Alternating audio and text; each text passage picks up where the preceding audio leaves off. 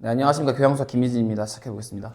오늘은 서강대학교 2025학년도 모의논술을 기준으로 문제를 푼다기보다는 교육과정 변화에 대해서 좀 설명을 드리려고 나왔는데 어떻게들 흥미가 있으신지 모르겠어요. 해보면요. 2009 개정 교육과정까지는 이제 정적분이라고 하는 것을 넓이와 연관하여서, 말하자면 그 정적분이라고 하는 것이 x축 위에 있는 함수에 대한 정적분은 그 값이 넓이 그 자체가 되는 것이고, x축 아래에 있는 부분에 대해서는 그 절대값이 넓이면서 음의값을 갖는 어떤 양으로 제시되었는데, 여러분 잘 알고 계시겠지만 지금 수험생이신 분들은 더 잘 아실 텐데, 그리고 그 이후 2015 개정 교육과정에서는 이제 정적분이라고 하는 것을, fx의 한 부정적분 라지 f에 대해서 이렇게 배운다는 거죠. 그러고 나서 이제 이것과 미분의 연관 관계를 설명하고 나서 사실은 그것이 넓이와 같은 양을 갖더라, 이런 식으로 설명하게 되는 거잖아요. 현재 일본에서도 이런 식으로 교육하고 있고요. 근데 이제 다시 2022 개정 교육과정에서는 넓이를 이용해서 정적분을 설명하게 되고, 말하자면 물리적인 의미에 대한 직접 연계성이 높아졌습니다. 그러니까 여러분, 그런 의미에서 이런 문제 있잖아요. 25학년도 9월 21번인가? 이렇게 돼 있는 거. 근데 이게 사실은 제가 생각하기에는 다음 교육과정, 그러니까 이제 정적분의 의미가 넓이와 연관되는 다음 교육과정을 염두에 둔 표현이라고 생각이 되는데, 지금 이 문제에 대해서 묻는 것도 F'에 대한 어떤 값이었잖아요. 그러니까 이것을 이렇게 해석하라는 거죠. 2분의 1에서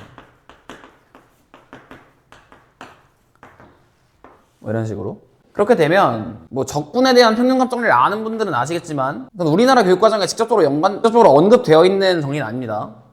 예를 들어서 어떤 함수를 k에서 k 더하기 2까지 정적분하면 그 함수값이 양인 경우에는 이 넓이가 될 것이고, 평균값 정리에 의해서 이 파란색 넓이와 같은 넓이를 갖게 만드는 직사각형의 높이가 항상 존재하게 되는데, 물론 함수가 연속해야겠죠. 근데 비적분 함수가 연속해야 정적분도 정의할 수 있는 거니까. 그럼 이 의미가 이렇게 되는 그 높이 자체를 가리키게 됩니다. 그러니까 물론 제가 풀어본 결과 그 부등식을 푸는데 유의미한 결과로 작용하지는 않습니다. 이렇게 식변형하는 것이. 근데 어쨌든 말하자면 그렇다는 거고, 어쨌든 지금 교육과정에서 이 넓이에 관련한 의미를 강조하는 교육과정으로 바뀌면서 논술 문제를 풀이하는 방법도 조금 달라질 수밖에 없습니다.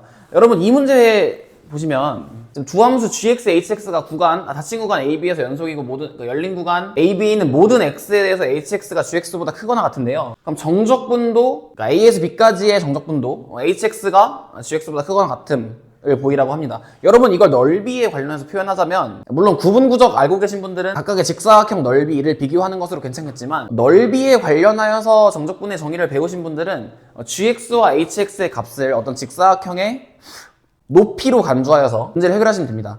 gx나 hx가 음수면 어떡하냐 라고 하면, 어떤 충분히 큰 k에 대해서 양변에 k를 더하는 것으로 그것을 양수로 만든 후에 직사각형의 높이로 그것을 간주하여서 문제를 해결하면 문제가 없어요. 그것이 그 당시 교과서의 서술이기도 하고요. 근데 여러분, 지금 교육과정, 즉 2015 개정 교육과정을 겪고 계신 분들은 좀 다른 방법으로 해결하셔야 되는데, 그래서 제시문 옆에 띄워놓을 텐데 제시문들이 있는 건데, 제시문 가가 잘 알고 계시다시피 평균값 정리고, 나는 방금 말씀드린 2015 개정 교육과정에서의 정적분의 정의고, 다는 정적분 연산에 대한 기본 성질인데, 이 문제의 의도가, 그러니까 fx를 hx 빼기 gx로 두고, 사실 그런 의미에서 문자를 배려해서 f를 이 문자에서 적지 않은 것도 있어요. 그러니까 이러한 함수에 대해서 a에서 b까지 fx 정적분 값이 라지 fb 빼기 라지 fa, 이것이 이 값이 0보다 크거나 같으면 보이면 될 텐데, 근데 아닌 게 아니라 평균값 정리에 의해서 b-a분의